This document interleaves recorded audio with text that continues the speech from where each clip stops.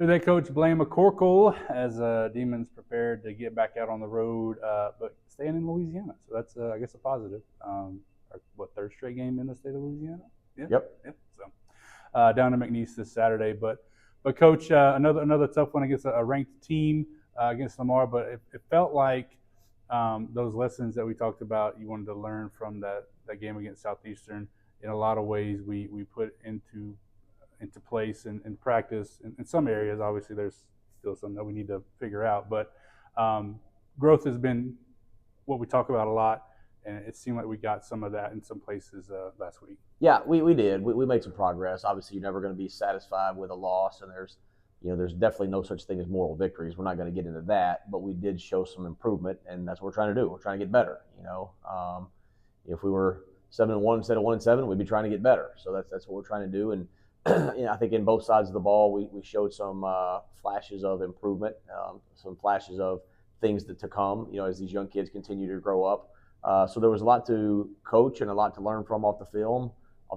But there was a lot of promise in there too to keep some guys encouraged, keep some guys up, to know that the good days are ahead if we can just stay the course. I think that is the key word, the flashes. We saw obviously the big plays offensively from Brendan Webb, Jimmy Duncan, Jeremiah James had all big catches. Abram, of course, doing all of that, getting them the ball, offensive line protecting. Braden Woods gets to play. So those flashes from those young guys is what I feel like is the biggest encouragement for you, the coaching staff, and really fans, everybody involved with this team. Yeah, every name you just said was a freshman. Yeah, you didn't name anybody there that wasn't. So that is very encouraging, and that gives us a lot of hope and something to look forward to.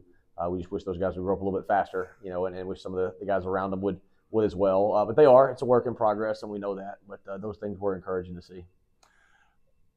What's the sort of talking point or the thing you try to impart to those guys, that because you look at Brendan, you look at Jimmy, you look at Braden, those three, obviously, I mentioned them, but they've had to work through this first 7 games. Yeah. Now they're having their opportunity and they're showing it. So what is that, just a keep working, keep grinding, and you'll get there? It is. It's just stay the course. Stay the course, and you never know when your opportunity is going to come. And when it comes, you need to be ready for it. And Ty Moore was down with an injury last week, so some guys stepped up, and those things happen all over the field. But there's a verse in Galatians that we talk about as a team all the time. It's Galatians 6:9 says, "Don't grow weary in doing good, for in time you'll reap a harvest if you don't give up."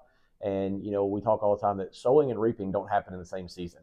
If you look at it from a farming perspective, that you sow your seeds and you work and you water and you plant and you weed and you do all those things, and then when the time comes, you harvest that. And it would be nice to do them in the same season, but it doesn't always work that way. So we're doing a lot of sowing right now, but we do know that good days are ahead, and we'll be able to reap sooner than later. Every day we're one day closer to really turning the corner, and that's exciting, and that gives us some hope and some encouragement. And kind of what you saw in moments Saturday were signs of that there's some things starting to blossom and bloom, and hopefully it'll all come together here pretty soon.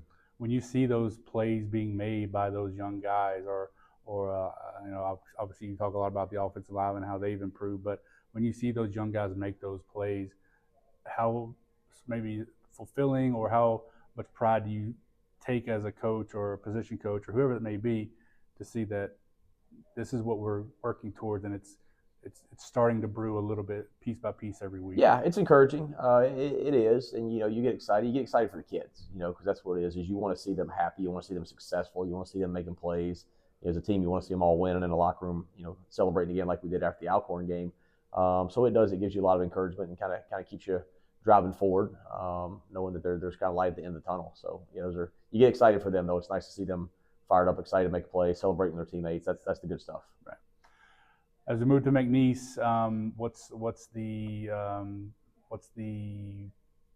way forward? What's the process of continuing to get better with these young guys, and getting that wisdom from the older guys that are here to keep working forward? Well, I think it's what we just said a minute ago. Just stay the course. Just keep working. The one thing that I've been impressed with this team in comparison to last year's team is they've really stayed together really well. They're positive. They're upbeat. I think as a team, you're always going to have your detractors in there. You always do in any organization. But for the most part, they really see the big picture. They've got really good perspective on the program and where it is and where we're going. I think that gives them a lot of encouragement. So I think just stay in the course. McNeese is an interesting football team right now. At the end of the day, where we are in the season right now in our program, it's got to be more about us than the opponent. We've got to handle our business. But McNeese is an interesting team right now. They haven't had the season probably they've wanted to have. But when you turn on the film, they still look like McNeese. And that means something in FCS football. That means something in the Southland. I mean, they're a name brand, and sometimes the name on the jersey is pretty powerful. And you see some of the bodies they've got. They're big. They're really big. They got some big offensive linemen, and they got some good size to their defensive ends. And they're physical, and they do some really good stuff. They're sound. They know what they're doing. It looks like they've got a plan for Coach Viator coming back in his first year. Yeah. It's his second stint. So I think he probably knows exactly what he's doing and where he wants to go with the program, and you can kind of see that on film a little bit. So we'll definitely have our work cut out for us, and we just know we really need to start fast. We need to start well and get some confidence early and try to make a game of it. It really seemed like too that there was a emphasis towards getting Abram in, changing the launch angle, a lot of rollouts and things like that, and that seemed to really spark things and open things up for him. I know that's encouraging to see for your end as well. Yeah, it is, and he's a good quarterback. He's a good football player. He has the ability to stand in the pocket and throw the ball downfield. As we saw the other day, he threw that long pass to Brennan from right there behind the center in the pocket. But anytime he can move, it helps him because he's not 6'4". But there's a lot of good quarterbacks who aren't 6'4". And he does have the ability to move his legs. So anytime you can get him outside the pocket, it gives him the chance to put the ball downfield or tuck it and run if it's not there. So it really create some RPOs in a little bit different style that are good for him, and I think that plays to his skill set. Coach, that's all I got for you. All right, thanks a lot.